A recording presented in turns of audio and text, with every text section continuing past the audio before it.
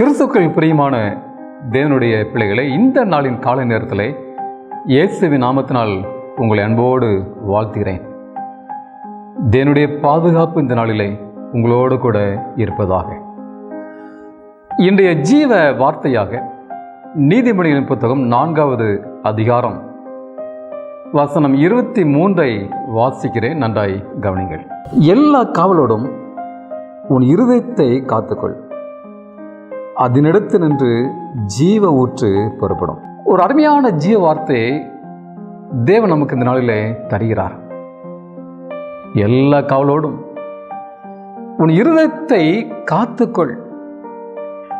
இனி மனிதன் தன்னை காத்துக்கொள்வதற்காக, தன் குடும்பத்தை காத்துக்கொள்வதற்காக, தன் சொத்தை காத்துக்கொள்வதற்காக, தன் பணத்தை காத்துக்கொள்வதற்காக அவன் காவல் வைக்கிறான்.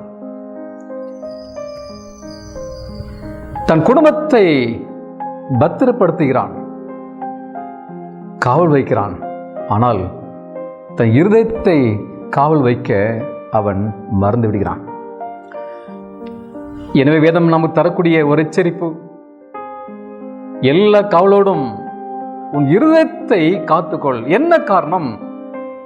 அதனிடத்தினின்று ஜீவ ஊற்று புறப்படுகிறது என்று பார்க்கிறோம். பிரியமானவர்களே, நம் இருதயத்தை காத்துக்கொள்ள வேண்டும். ஜீவ ஊற்று எங்கே புறப்படுகிறது? ஒரு மனிதனுடைய வாழ்க்கை எங்கே இருக்கிறது? அது இருதயத்தில் இருக்கிறது. நீடித்த வாழ்வு எங்கே இருக்கிறது?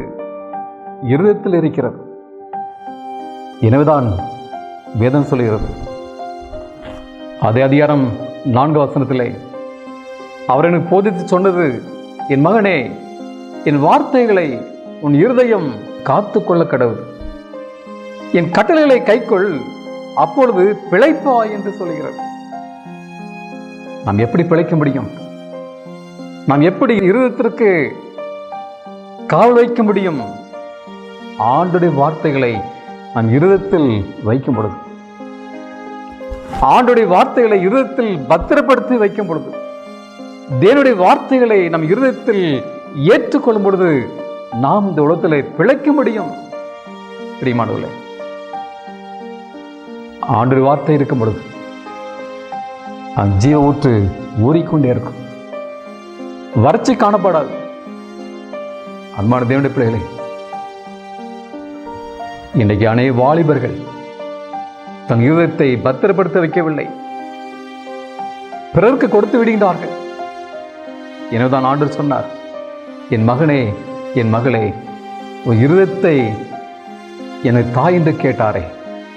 பிரியமான தேவனுடைய பிள்ளைகளே, உங்கள் இருதயத்துக்கு காவல் வைங்கள். உங்கள் இருதயத்தை தேவனுடைய சமூகத்திலே ஒப்புக்கொடுங்கள், அர்ப்பணிங்கள். அப்பொழுது நிச்சயமாய் அந்த ஜீவ ஊற்று என்றைக்கும் ஓடிக்கொண்டிருக்கும். நாம் கண்களை மூடி ஜெபம் செய்வோம். எங்களை அதிகமாய் நேசிக்கிற அன்பின் ஆண்டவரே, இந்த காலை வேளைக்காக சோதரம் சாமி. நல்ல ஒரு ஜீவ வார்த்தை நாங்கள் தியானித்தோம் சாமி.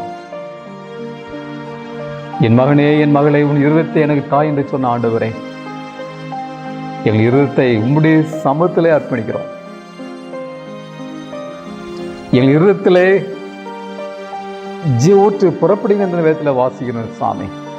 ஆமாண்டவரே, இந்த இருதயத்தை நம்முடைய சமூகத்தில் அர்ப்பணிக்கிறோம். இதை கேட்கிற ஒவ்வொருவரும் தன் இருதயத்தை ஆண்டவரே உமக்கு அர்ப்பணிக்க கிருபை தாரும் சாமி.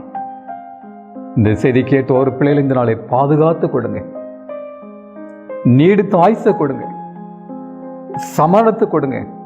இந்த நாளுக்குரிய பாதுகாப்பை கொடுப்பது மாத்திரமில்லை, எல்லாருடைய போக்கி வரத்திலும் கூட இருந்து தேவ சமாதானோடைய குடும்பத்தோடு கூட இருந்து நீ காத்துக்கொள்ளும்படியாய் இயேசு நாமத்தில் வேண்டிக் கொள்கிறேன்.